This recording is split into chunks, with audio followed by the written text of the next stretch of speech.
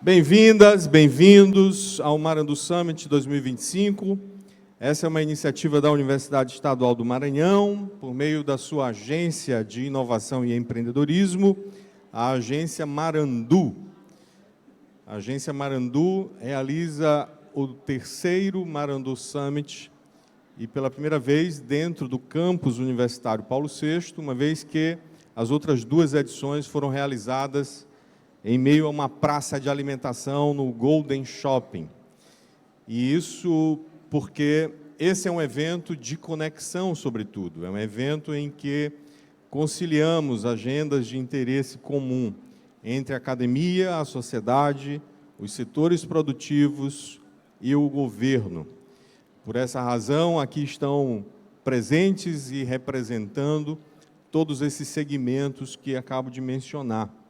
E quero começar fazendo o registro aqui de algumas dessas representações. Começando aqui à minha frente, pelo secretário adjunto de Ciência, Tecnologia e Inovação, professor Saulo Lima, o secretário de Indústria, Comércio e Serviços, e adjunto, representando aqui também o secretário Júnior Marreca, professor Saulo representando a doutora Natácia Weba, diretor do Centro de Ciências Sociais Aplicadas, professor Nicodemos.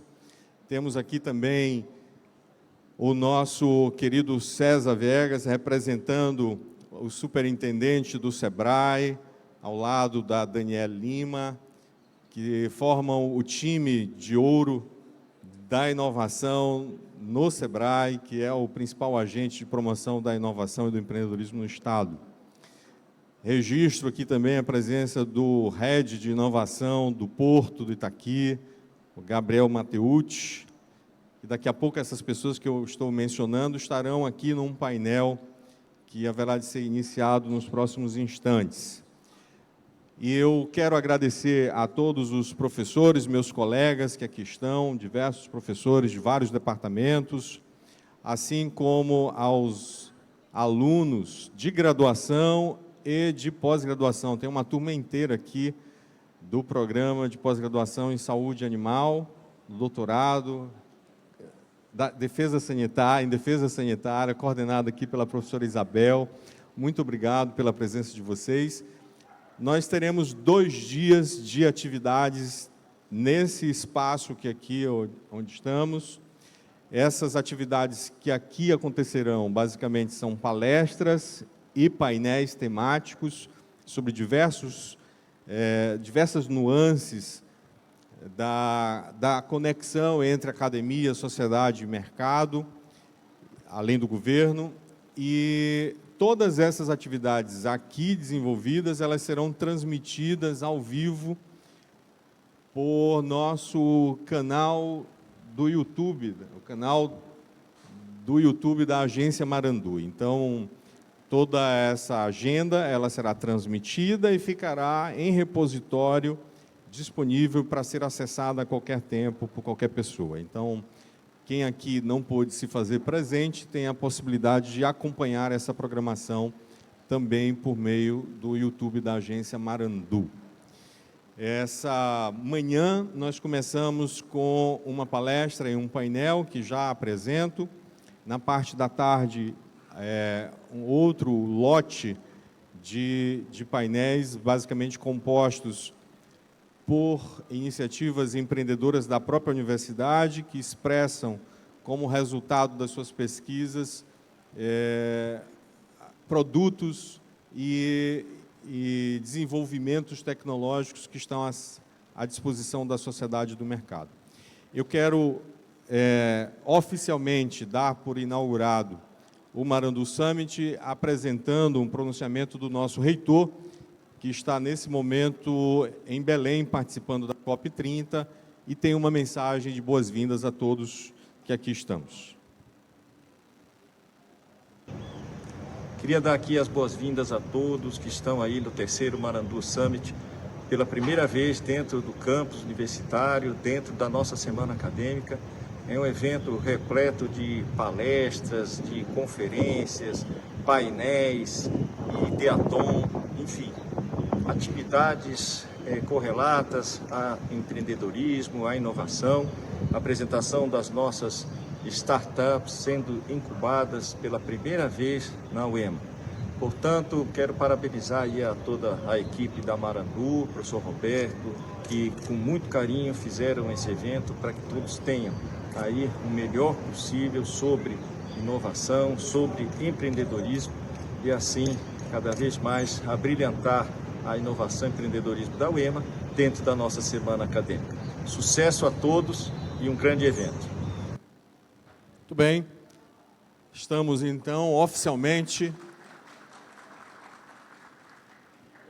inaugurados como evento e quero, para que tenhamos o nosso primeiro momento especial dessa agenda, apresentar a vocês a nossa palestrante para essa abertura.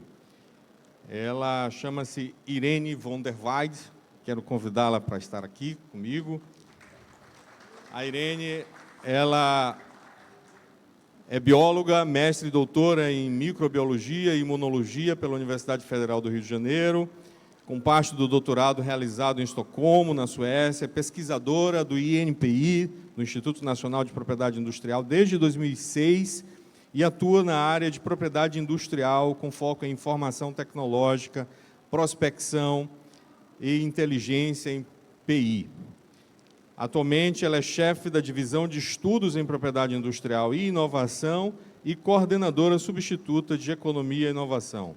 Ela também integra comissões e grupos técnicos nacionais e internacionais relacionados à sustentabilidade, bioeconomia e tratados de propriedade intelectual. Muito bem-vinda, Irene. A palavra é sua, fique à vontade. Seja muito bem-vinda. Obrigada, Roberto. Gente, eu vou sentar. Eu queria começar agradecendo o convite, né, feito ao presidente do INPI. Então, eu queria agradecer em nome do Dr. Júlio Moreira, presidente do INPI, o convite para estar aqui na abertura do Marandu Summit. Né? Eu olhei a programação, né? Vocês têm uma programação incrível pela frente. Infelizmente, não vou conseguir ficar até o final, né? Mas acho que ele, como tema central ali, a gente vê muito falar da economia sustentável, né, e da inovação nesse contexto da economia sustentável, né, que é super importante, a gente está debatendo isso agora, né, o Brasil recebendo aí a COP30, né, e, enfim, não vou me apresentar, né, já fui super apresentada aí, mas eu trabalho, para vocês entenderem, a divisão de estudos em PI, né, e inovação e a coordenação de economia e inovação é a unidade do INPI que produz as estatísticas sobre propriedade industrial, produz estudos de prospecção tecnológica, estudos de inteligência estratégica em PI, como usar esses dados, né, para tomada de decisão, seja por startups, seja pela academia, seja por quem está fazendo política pública. Né? E aí a minha ideia hoje aqui é trazer um pouco, né, de como a PI é importante, como ela pode ser utilizada, tanto para transformar as pesquisas que são realizadas, né, aqui, nesse caso, nas startups e na universidade, em ativos de valor, né, que vão trazer de volta, né, o valor que foi investido naquela pesquisa, e também mostrar como que a gente pode usar esses estudos, né, com base nos dados de propriedade industrial, na tomada de decisão.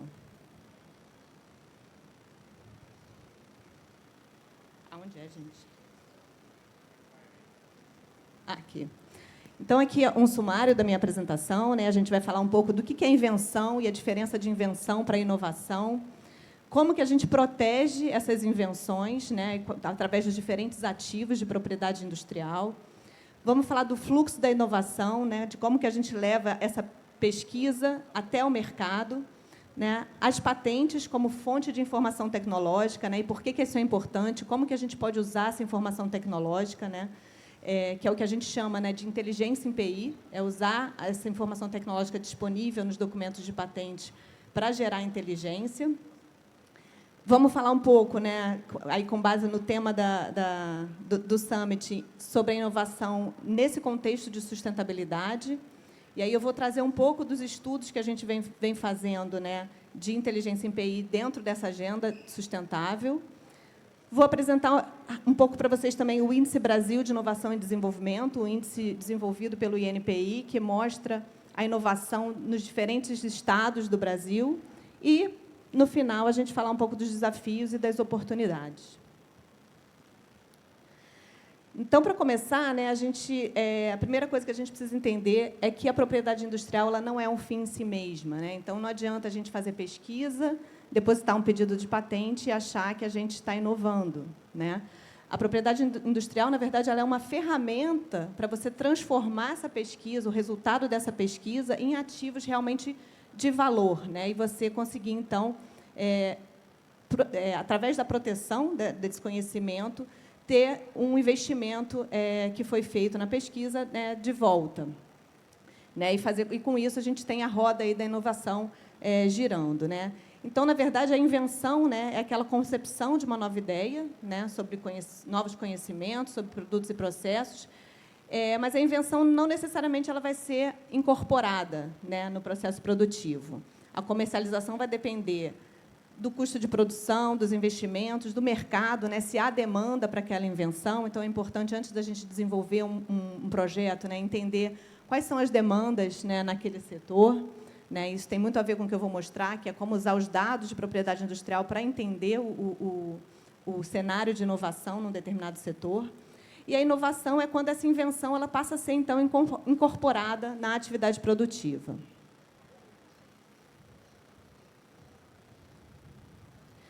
Aqui, só para ilustrar, né, o tempo, né, decorrido de algumas invenções, né, desde que elas foram lançadas no mercado até elas alcançarem 50 milhões de pessoas. Né, então, a gente vê lá as primeiras invenções, as primeiras grandes invenções, né, o telefone, a lâmpada elétrica, o carro, que levavam muitos anos, desde o lançamento até eles alcançarem muitos consumidores. Né, e, mais recentemente, a gente vê cada vez mais esse período diminuindo, né? Como ali a internet, que levou 4 anos desde o seu lançamento até alcançar 50 milhões de pessoas.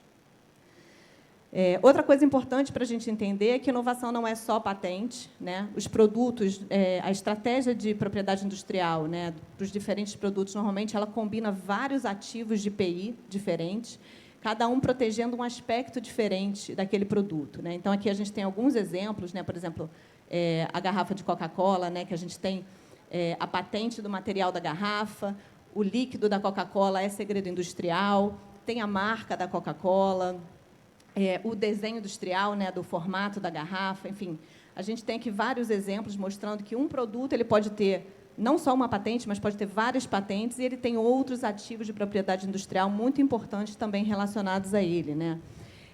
E, muitas vezes, esses ativos eles fazem com que você consiga perpetuar esse produto no mercado. Então, por exemplo, o exemplo é o Lego. Né? A patente do Lego é uma patente super antiga, e, se você olhar, né, ele não tem nada, ele até tem um segredo industrial do plástico, mas, enfim, você pode fazer um Lego facilmente parecido, mas ele nunca vai ser um Lego. Né? A criança vai sempre pedir um Lego. Então, o poder da marca, né, para fazer com que, mesmo depois de expirada uma patente, você continue comprando aquele produto.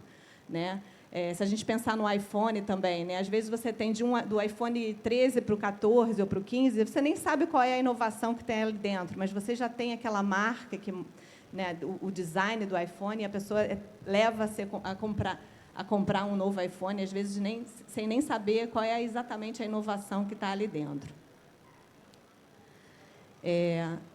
Aqui eu trouxe um exemplo, né, desse fluxo tradicional da inovação, né, os diferentes passos, né, e como que a gente pode proteger cada uma dessas etapas. Né? Então, a gente começa com uma pesquisa básica, né, feita aqui como exemplo. Eu trouxe o fluxo de inovação relacionado ao café, né, onde, na pesquisa básica, você vai conhecer quais são as propriedades importantes do solo para que aquele café cresça bem e produza bons grãos, né? Quais são os diferentes tipos de café para as diferentes condições climáticas. Depois você tem a pesquisa aplicada, onde você já pode ter um melhoramento do café ou um processo de beneficiamento do café que possa fazer com que aquele café se torne um café especial, por exemplo. Né? Depois você tem a parte de preparação para o mercado, né? Que é onde essa pesquisa ela vai realmente passar a entrar no mercado, se tornar realmente uma inovação. Né? E aí você vai ter toda a parte de escalonamento dessa produção. Né? E depois a fase de mercado mesmo, onde é importante a gente pensar na marca, no desenho industrial, em como que isso vai ser, como que isso vai para o mercado, como é que são, por exemplo, a gente tem ali o desenho industrial das cafeteiras, as cápsulas que levam esse café e que mantêm o café, né, por mais tempo. E também, se for realmente um café especial, com propriedades especiais, você pode também ter a proteção através das indicações geográficas, né? A gente tem ali 3 indicações geográficas, por exemplo, para o café. E dentro desse fluxo, né, de inovação, a gente tem os diferentes ativos de propriedade industrial que eu mencionei, que podem ser utilizados para proteger essas inovações ao longo do fluxo, né? Então, a gente tem lá na pesquisa básica a produção científica, né, e o direito de autor em relação àquilo. Na pesquisa aplicada, a gente já consegue ter as primeiras patentes de produto, né, e também de topografia de circuito integrado, se for alguma coisa que utilize, né, software. Na parte de adequação ao mercado, né, e de ganho de escala, a gente já vai ter, então, patentes de processo, patentes sobre o beneficiamento do café, por exemplo, patentes de melhorias nesses processos. E depois, lá na fase de mercado, pensar na questão das marcas e do desenho industrial para esse produto, né? Dependendo do produto, a gente pode ter proteção também através das indicações geográficas. E os programas de computador, se a gente pensar agora que a gente está na era da IA, né, eles também podem, tanto os programas de computador como as invenções implementadas por programa de computador, também podem ser usados para proteger essa inovação, né? E aqui embaixo também, super importante, os contratos de transferência de tecnologia, né? Porque muitas vezes, por exemplo, uma pesquisa que começa na universidade, a universidade não precisa chegar lá na fase de mercado, né? Nem é o papel dela. Então, a gente precisa aí de um intermediário que faça o contrato de transferência de tecnologia, que vai fazer essa parte de escalonamento da produção, de pensar na marca, no desenho industrial e de levar realmente essa invenção até o mercado, né? E lá em cima eu coloquei, então, os estudos, que a gente vai mostrar um pouco também da importância desses estudos técnicos, né, que vão falar da tecnologia em si, estudos econômicos, estudos de mercado, estudos do marketing, né, para entender o que aquele mercado, o que se espera naquele setor tecnológico, que são subsídios importantes para a tomada de decisão ao longo desse processo. Então, falando um pouco da patente, né, que eu falei que eu ia falar da importância da informação tecnológica contida nesses documentos de patente, né, patentear ou não patentear uma invenção é sempre uma decisão estratégica, né, e vai depender do resultado, né, e daquilo que se está pesquisando, né, do resultado da pesquisa e desenvolvimento feito, né. Então, esse resultado ele pode ser tornado público através dos artigos científicos, né, das revistas, periódicos, livros. Ele pode ser feito um depósito de um pedido de patente, ou pode-se optar por manter o segredo industrial sobre aquela invenção, né? Então, qual caminho que vai ser seguido vai depender muito da estratégia de quem está desenvolvendo aquilo, né? Mas lembrando que somente dessas 3 opções, somente o sistema de patentes que vai permitir, né, que vai proporcionar a exclusividade de direito sobre aquela invenção. Então, aqui, só para ilustrar, a gente tem as diferenças, né, principais diferenças entre a patente e o segredo industrial, né? No caso da patente, como principal vantagem, a gente tem a segurança jurídica, né? Uma patente concedida, ela exclui terceiros de usar e comercializar aquela invenção. A desvantagem é que, para você ter uma patente concedida, você tem que ter um relatório descritivo que descreva muito claramente aquela invenção, então você acaba revelando, né, aquela sua invenção. E você tem um tempo de proteção limitado de 20 anos, né, que é o tempo para você recuperar o investimento feito naquela pesquisa, né? No caso do segredo industrial, como vantagem, você não revela a matéria, então você tem casos, por exemplo, como a Coca-Cola, que você tem o segredo industrial aí por muitos e muitos anos, né? Então, o tempo de proteção ele passa a ser indeterminado, ele vai depender de quanto tempo você consegue guardar aquele segredo, mas, por outro lado, você não tem nenhuma segurança jurídica. A partir do momento que aquele segredo é desvendado, né, você não tem como garantir que as pessoas não copiem o seu produto. E a importância aqui, eu marquei esse revelar a matéria, porque, ao mesmo tempo que ele é uma desvantagem, no sentido de que você apresenta para a sociedade, né, as etapas, o processo do produto, ele é, na verdade, a contrapartida do sistema de patentes para a sociedade, né? Essa contrapartida é justamente revelar a matéria, né, em troca do direito de exclusividade, né? E por que isso é importante, né? Porque essas patentes todas, elas são publicadas, né? Passado o período de sigilo de 18 meses, elas ficam disponíveis, né, em bancos de dados gratuitos. Então, toda essa informação tecnológica que está descrita nos documentos de patentes, ela é acessível para quem quiser conhecer. Então, você está trabalhando com uma determinada tecnologia, você pode ir nos bancos de patente e conhecer em detalhes tudo que foi já desenvolvido sobre aquela tecnologia, o que está protegido, o que não está protegido. Então, o sistema de patentes ele tem essa balança, né? Se, por um lado, ele dá exclusividade de direito por um tempo determinado, por outro lado, ele devolve para a sociedade a informação tecnológica sobre aquelas invenções, né? E essa informação disponibilizada ela é um estímulo à inovação, à competitividade, né? Você conhecer o que está sendo feito, né? Ela propicia, então, o desenvolvimento de novas invenções a partir daquilo que foi disponibilizado como informação, permitindo aí o crescimento econômico, né? O importante é a gente saber como usar, né? Como acessar essa informação e como usar, que é o que eu vou querer mostrar um pouquinho mais para frente. Então, isso faz com que os documentos de patente eles sejam uma fonte extremamente relevante de informação tecnológica. Em alguns campos tecnológicos, se acredita que até 80% da informação tecnológica está disponível somente nos pedidos de patente. Você não tem publicações científicas sobre aquelas tecnologias, né? Então, se você quiser realmente conhecer a informação, você tem que olhar os bancos de patentes, né?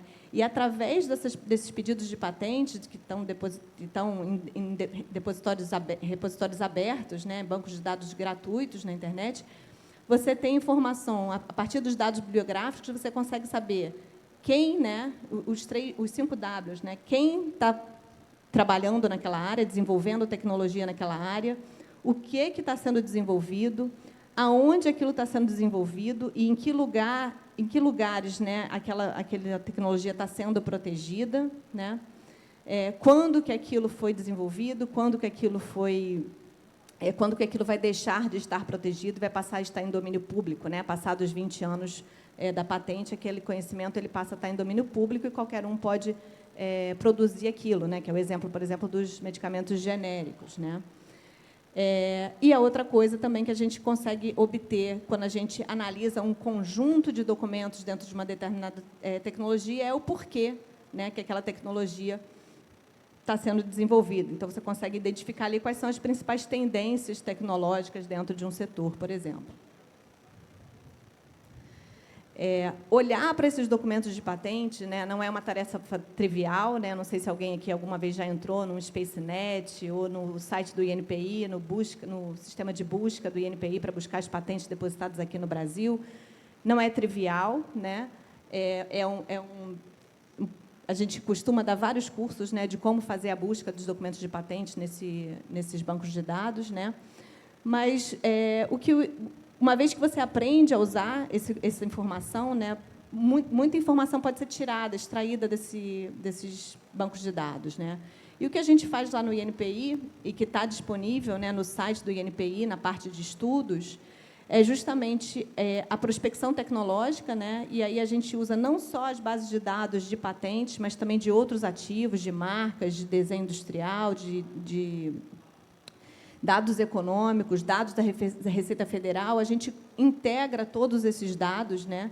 E, com isso, a gente consegue fazer o que a gente chama de IP Analytics, né? Ou inteligência em PI, que são esses estudos que mostram, né, quais são as principais áreas técnicas, que indústrias estão sendo mais ou menos desenvolvidas, qual o mercado de interesse para essas tecnologias, né, onde isso está sendo protegido, né, que são os mercados de interesse, onde ela está sendo desenvolvida, quem são os inventores que estão por trás daquilo, os principais países que estão desenvolvendo aquilo, o status legal desse pedido, né, ou seja, se são patentes vigentes, né, e que você não pode infringir aquele direito, ou se são patentes que já estão em domínio público, né, e, com isso, identificar, então, tendências, desafios e oportunidades, né.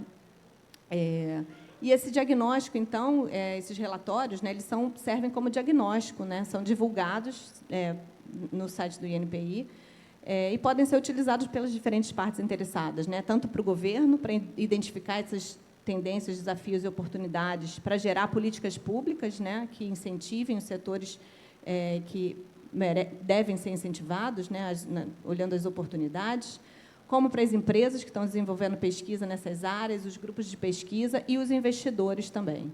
Né? Então, através desses estudos produzidos, você consegue auxiliar o uso estratégico da PI, né, como subsídio para a tomada de decisão pelos diferentes atores, promover o estabelecimento de parcerias estratégicas. Né? Então, quando eu falo aqui que a gente pode olhar, conhecer quem são os atores, quem está produzindo cada invenção, você consegue identificar possíveis parcerias para o desenvolvimento ou possíveis parcerias para levar aquele produto para o mercado. Pode auxiliar também o direcionamento das atividades de pesquisa e desenvolvimento e subsidiar o estabelecimento e monitoramento de políticas públicas. Né? Então, o INPI ele produz vários estudos em diferentes setores. Vou trazer aqui alguns deles para vocês terem uma ideia. E trazendo um pouco, então, a palestra para o nosso foco, né, que é a inovação e sustentabilidade, né, é importante, então, a gente entender que, como eu falei lá atrás, né, a gente não fala hoje de economia sem falar de inovação, sem falar de sustentabilidade. Né? Então, a propriedade industrial ela é uma ferramenta essencial para a gente fazer essa transição para uma economia mais verde. Né? Se a gente olhar a Agenda 2030 da ONU, né, os 17 Objetivos do Desenvolvimento Sustentável, a gente tem a inovação ali no Objetivo 9, como citada, né, especificamente no Objetivo 9, que trata da indústria, inovação e infraestrutura, mas a gente vê também que a inovação ela é um elemento transversal, né, que vai ser absolutamente necessário para que a gente alcance aí todos os outros objetivos do desenvolvimento sustentável. E quando a gente passa, então, a olhar, né, a nossa nova política de industrialização, né, a NIB, a Nova Indústria Brasil, a gente vê também essa preocupação com a sustentabilidade. Né? Então, tanto a inovação quanto a sustentabilidade elas são pilares da NIB, né, para que se tenha o desenvolvimento econômico. Né? A NIB ela é dividida ali em 6 missões, e se a gente olhar essas missões da NIB, não sei se estão familiarizados, mas elas conversam bastante ali com os Objetivos de Desenvolvimento Sustentável da ONU. Então, a gente tem na missão 1 a parte de agricultura sustentável, a gente tem a mobilidade sustentável, bioeconomia, descarbonização, então, muito alinhado ali também com a Agenda 2030 da ONU. Né? Então, falando de inovação, sustentabilidade e o papel estratégico da propriedade industrial nesse cenário, né, a gente consegue ver, né, a importância da PI como essa ferramenta estruturante. Né? Então, como eu falei, ela não é só um mecanismo legal de proteção, mas você conhecer e usar os dados de PI, eles também ajudam a difundir essa tecnologia e aumentar a competitividade. Né? Aí eu vou dar aqui alguns exemplos, né, do papel da PI em setores estratégicos, né, relacionados à sustentabilidade, como a bioeconomia, a mobilidade, saúde e a economia regional. E falando aqui um pouquinho do INPI, né, a gente tem várias linhas de atuação, né, nesse sentido, relacionado à disseminação do uso da PI e em relação à PI nesse eixo da sustentabilidade. O INPI ele oferece o trâmite prioritário para pedidos de patentes considerados patentes verdes, né, de tecnologias sustentáveis, para ICTs e para startups. Né? Então, um pedido de patente que normalmente pode levar 5, 6, 7 anos para ser examinado no INPI. Né? Hoje, não mais, a gente reduziu bastante esse prazo, mas, se você usar o trâmite prioritário, ele pode ser examinado em cerca de menos de 1 ano. A gente tem programas de mentoria, né, em parceria com o SEBRAE, né, para mentorar, então, startups, para mentorar grupos de pesquisa que estão desenvolvendo pesquisa já numa etapa mais avançada. A gente tem uma comissão de sustentabilidade e bioeconomia dentro do INPI. Proporciona, né, ações de matchmaking. Então, a gente tem alguns eventos onde a gente olha para quem está produzindo tecnologia e quem são os demandantes dessa tecnologia e tenta colocar esses dois conjuntos aí em contato para promover essa transferência de tecnologia. E também tem a produção, então, desses estudos de inteligência estratégica, empenho e inovação, e o Observatório de Tecnologias Verdes. Né? Eu estruturei, então, aqui a apresentação de alguns desses estudos com base no modelo da Triple Bottom Line, né, que é um modelo que propõe que a gente só vai alcançar o desenvolvimento sustentável quando a gente tiver uma integração equilibrada dessas 3 dimensões, a dimensão ambiental, social e econômica. Né? E vou tentar mostrar aqui como que esses estudos do INPI podem ser utilizados como subsídio para a tomada de decisão nessas três dimensões. Né?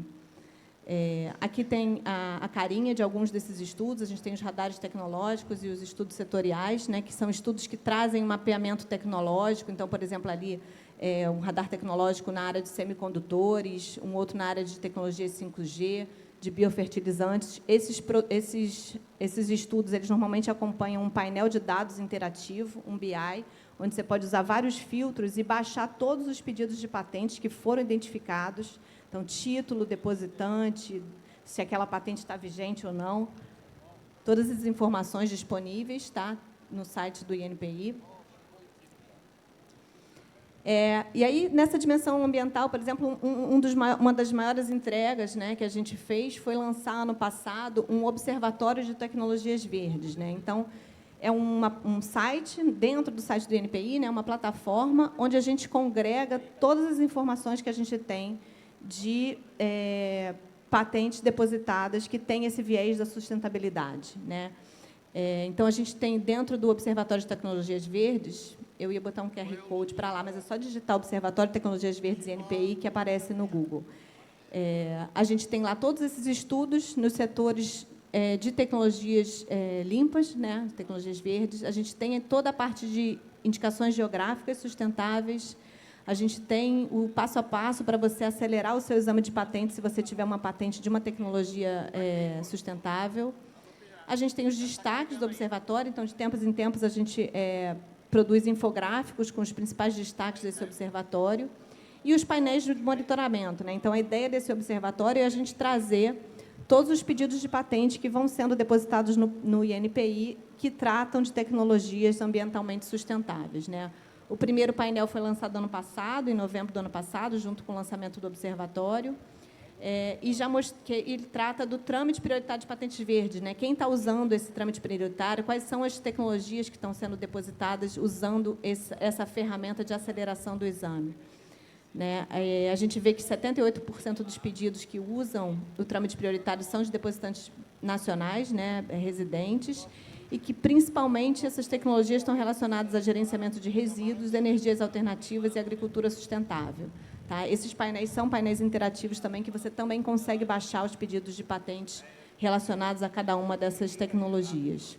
Consegue ver se é pessoa física, pessoa jurídica, se é uma instituição pública, privada, quem são os principais depositantes ali para cada uma das que você vai clicando e ele vai mudando o painel. Aqui é a cara do destaque, né? São infográficos, então aqui são os principais achados, né, em relação àquele primeiro painel. E a gente tem um segundo painel, que foi lançado agora em setembro, que ele trata, então, de tecnologias relacionadas à geração de energia, por exemplo, né?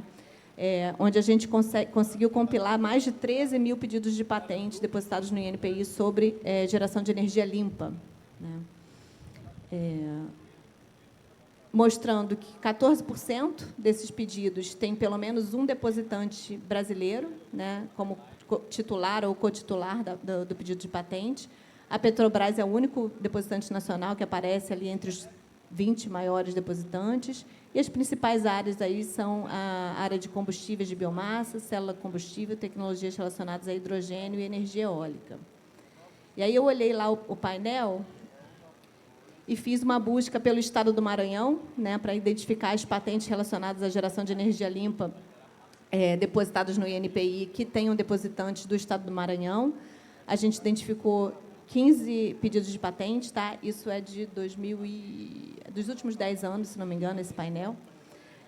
E a gente vê aqui, né, o Instituto Federal de Educação do Maranhão, a UEMA e a UFBMA também aqui como depositantes dessas tecnologias. Né? E aí, lá no painel, se você quiser você consegue identificar quais são essas tecnologias, se elas estão vigentes ou não.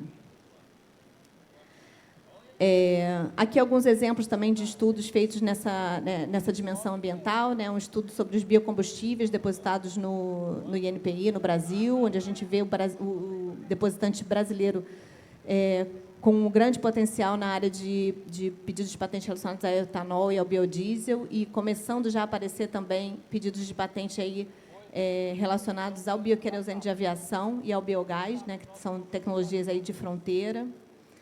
Pedidos também na área de agricultura sustentável e economia circular, né? Quando a gente olha para esse tipo de tecnologia, né, tanto biocombustível quanto biofertilizante, a gente vê uma participação grande dos depositantes residentes, mostrando que a gente tem um potencial grande de inovar nesses setores. Por outro lado, quando a gente olha para a parte de saúde, né, a gente fez um observatório também, no modelo desse observatório de tecnologias verdes, a gente fez um de Covid, na época da pandemia, onde a gente monitorou as tecnologias todas relacionadas à pandemia, né? Foram mais de 1.400 pedidos de tecnologias relacionadas à Covid depositados no INPI. A gente monitorou isso por 4 anos, e aí, nesse caso, a gente vê uma baixíssima participação de depositantes residentes, principalmente quando a gente fala de tecnologias de ponta, né? Como medicamentos e vacinas. Né? Tem outros 2 estudos publicados ano passado na área de anticorpos monoclonais e de tecnologia de edição gênica para a saúde, onde a gente também vê aí, identifica esses gargalos, né, quando a gente fala de tecnologias avançadas na área de saúde, com a maior parte dos pedidos aí sendo depositados quase que exclusivamente por depositantes estrangeiros, né? Nessa dimensão social, a gente tem também alguns estudos que mostram a diversidade de gênero em relação à utilização do sistema de PI, né? Então, a gente, em alguns desses estudos e radares, a gente traz um recorte de gênero, mostrando os inventores, né, do sexo masculino e feminino, e desde o ano passado a gente traz também, junto do anuário estatístico, um suplemento temático, né, que mostra aí que a participação feminina, normalmente, ela é muito pequena em relação à participação masculina no desenvolvimento dessas invenções, né? Esse cenário ele só muda um pouco quando a gente fala de biotecnologia e de ciências da vida, né? Mostrando aí a necessidade também da gente fazer políticas públicas que fomentem a participação feminina nessas carreiras STEAM. E trazer para vocês também, nessa dimensão também social, a questão do IBID, que foi o Índice Brasil de Inovação e Desenvolvimento, foi lançado ano passado, né, pela nossa coordenação de Economia e Inovação. É um índice baseado no JII, que é o Global Innovation Index da Organização Mundial da Propriedade Industrial, que ele avalia 80 diferentes indicadores em 7 pilares, né, que são divididos em 2 eixos, né, o eixo contexto, né, que é assim, todos os indicadores que mostram o que existe ali de base para que aquele Estado possa inovar, né? E o eixo resultado, né? Que qual foi o output daquela inovação, né? Então, esse índice ele é super importante para a gente entender, né, as grandes assimetrias que a gente tem no país, né? Para que a gente possa, então, orientar políticas públicas que reduzam essas desigualdades regionais. Então, falando do IBID, né, do Índice Brasil de Inovação, ele retrata o cenário da inovação no Brasil através de um indicador sintético oficial de referência, evidenciando as potencialidades de cada estado e os desafios, né, para cada um desses estados, através daqueles 80 indicadores. Fornece essas métricas, então, detalhadas sobre o desempenho da inovação nas 27 unidades da federação e nas 5 grandes regiões, e ajuda a identificar, então, quais são os estados líderes, né, os líderes nacionais e regionais da inovação, com base em critérios que incluem os resultados do processo inovativo, né, que é aquele eixo resultado, e os fatores que o influenciam, que seria o eixo contexto.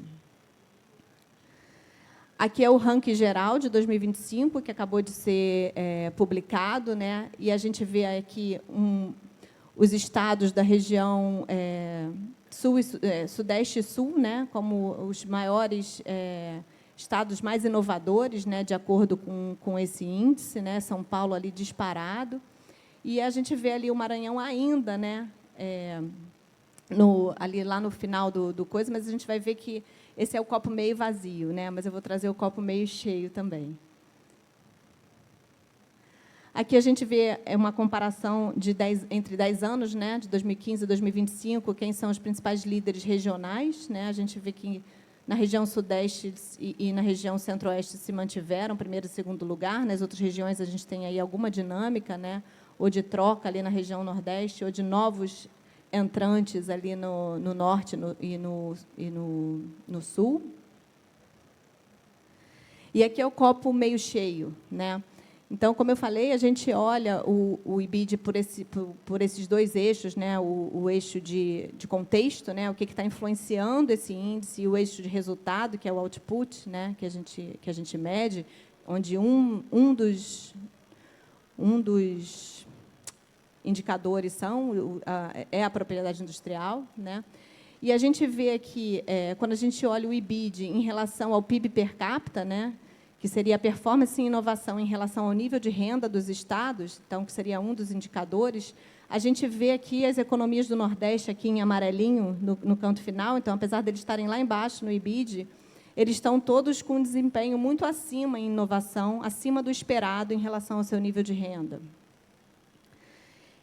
E, da mesma forma, quando a gente olha, né, o IBID contexto, né, que seria aquilo que influencia, né, o investimento, aquilo que está influenciando a inovação em relação ao IBID resultado, a gente também vê que os estados do Nordeste, ali em amarelinho, são os que estão todos mais eficientes na conversão dos seus insumos em produtos de inovação.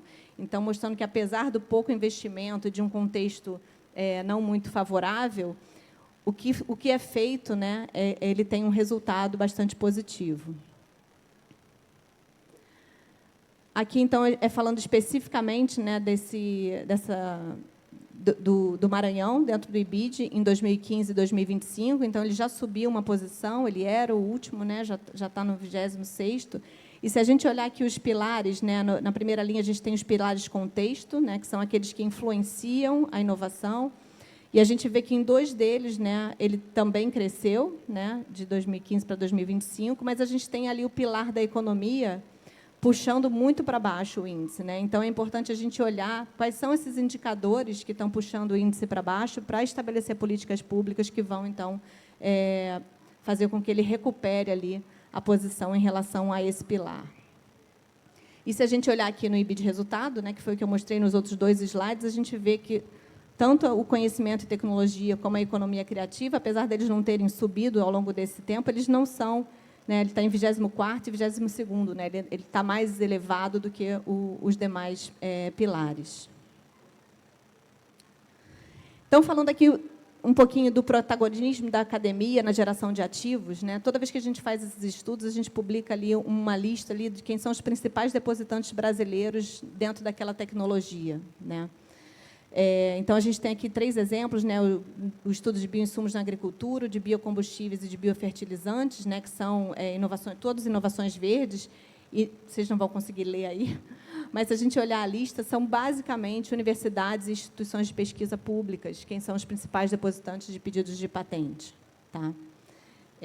E esse outro estudo eu trouxe também, foi um estudo publicado em 2022, se não me engano, mas é um estudo bem interessante, que a gente fez um levantamento dos pedidos de patente que utilizam bioinsumos da Amazônia, né? Então, se eles processos e produtos utilizando bioinsumos da Amazônia, e como que isso está sendo protegido no Brasil e no mundo, né? E aí a gente vê os principais insumos, né, citados nesses pedidos, são o açaí, o cupuaçu e o babaçu. A gente tem ali 83% dos pedidos de residentes sendo depositados por universidades, fundações e instituições de pesquisa. Temos ali a lista, né, dos principais depositantes. O primeiro é a Natura, mas depois é um monte de universidade, instituição de pesquisa. E aqui a gente vê, ó, nesse gráfico aqui do canto, 5 maiores unidades da federação com depósito de pedido de patentes relacionados a esses bioinsumos da Amazônia. E a gente vê ali que São Paulo, que sempre aparece como primeiro, já está em 2º, atrás do Pará, e a gente vê o Maranhão ali também em 4º, né, com 11% dos pedidos de depositantes residentes sendo depositados por depositantes daqui do Maranhão, né, mostrando aí uma tendência a se utilizar, então, conhecimento tradicional, né, e os insumos da própria região para desenvolver tecnologia, né. E aí o principal desafio nesse sentido, quando a gente olha, né, pois, então as universidades estão produzindo, né, muita pesquisa, estão patenteando, mas o principal desafio é fazer com que essa pesquisa efetivamente chegue no mercado, né. Então isso conversa lá com o início da apresentação, onde a gente precisa dessa ponte, né, para que essa tecnologia que está sendo desenvolvida pelas universidades efetivamente vire inovação e chegue no mercado. Né. Tem um slide, eu acho que eu não falei isso, mas lá aquele slide do fluxo, né, de inovação, a gente vê que o Brasil é o 10º país que mais investe em pesquisa. Mas, quando a gente olha o Índice Global de Inovação, né, o JII da OMP, ele é o 49º. Né? Então, tem alguma coisa errada. Né? A gente está investindo muito em pesquisa, mas isso não está sendo convertido em inovação. Aqui eu trouxe também um estudo que mostra o uso da PI pelas startups. A gente fez esse levantamento em 2019, depois fez de novo em 2021 e estamos finalizando agora em 2025, né, atualizando esses dados, né, mostrando número de startups identificadas, quantas usam os ativos de PI, quais são os principais ativos. Né, o principal ativo é sempre marcas, né, mas a gente vê um crescimento expressivo no registro, tanto de programas de computador, como nos pedidos de patente, né, em 2021 em relação a 2019, mostrando aí um amadurecimento desse ecossistema de startups. Né, a gente espera agora, em 2025, ver um aumento ainda maior. E, para terminar, aqui na dimensão econômica, né, a gente tem alguns estudos sobre a economia da PI, né, um estudo que foi publicado agora em 2025, também lá pela nossa coordenação, que mostra o Brasil no cenário global de investimentos intangíveis. Né. Esse estudo mostra que o investimento em intangível ele tem crescido 4 vezes mais rápido do que o investimento em ativos tangíveis globalmente. Eles representam cerca de 8,5% do PIB, né, e seriam mais resilientes às crises. E mostra também que uma estimativa de que 65% desses investimentos em intangíveis, no Brasil, eles não conseguem ser capturados pelo sistema de contas nacionais. Então, mostrando aí como esses intangíveis, né, e o valor desses intangíveis está subestimado. Né.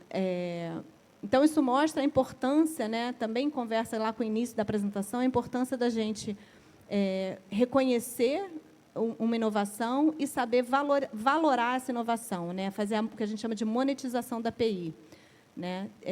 Entender quanto que vale aquela inovação para que ela possa, né, passar por um processo de transferência de tecnologia, né? ou até ser utilizada como mecanismo de... esse projeto do IP Finance, né, que ele mostra que ele pode ser um mecanismo também de assegurar, né, o investimento. Né. Então, a gente tem lá no INPI também várias ferramentas que estão sendo criadas, né, para ajudar essa valoração dos ativos. Né. A gente tem uma página inteira só sobre isso no INPI. E aí, para finalizar, a gente tem aqui a necessidade de fortalecimento, então, dos nichos das startups, né, e do conhecimento sobre o processo de monetização, de saber valorar aquelas invenções. Né.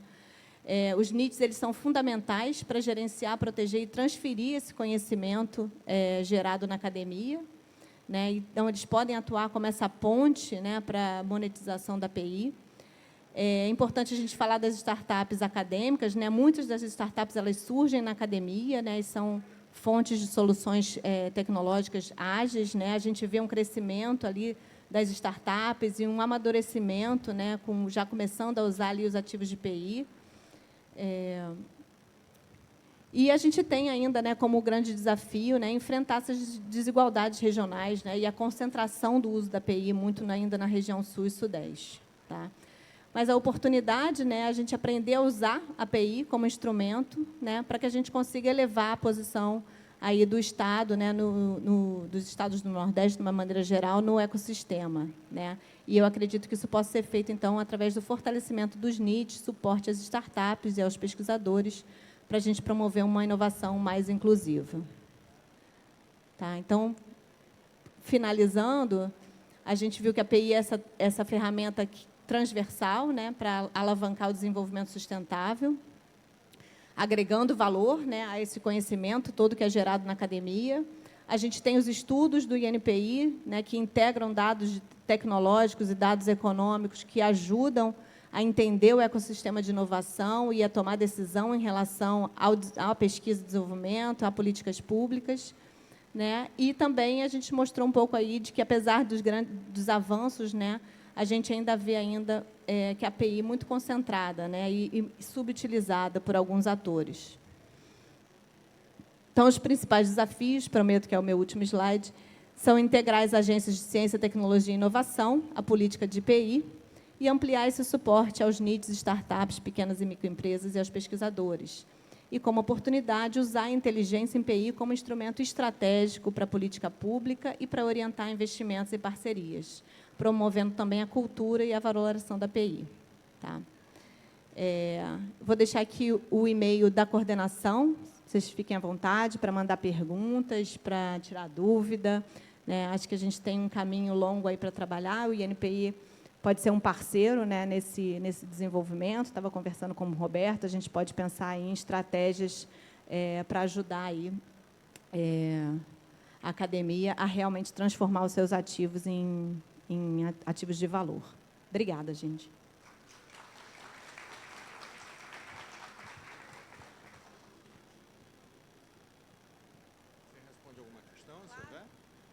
Pessoal, não sei se alguém gostaria de fazer alguma pergunta, fazer algum comentário, observação. Vamos aproveitar aqui mais 5 minutinhos do tempo da nossa convidada. Alguém? Professor Péricles. Bom dia, doutora Irene, bom dia a todos. Doutora, a minha pergunta é o seguinte: a senhora falou a respeito de buscas, né, nos principais buscadores de patentes, Google Patents, INPI, né? E eu tenho uma curiosidade sobre a busca do INPI, né? Então, lá tem uma busca básica e uma busca avançada. Na busca avançada, quando a gente clica lá em patentes concedidas, sai o rol das concedidas. Só que há um grande volume dos depósitos de patentes que eles não vingaram para a carta patente, né? Então, é um mar, né? E as concedidas são pequenas em relação a isso.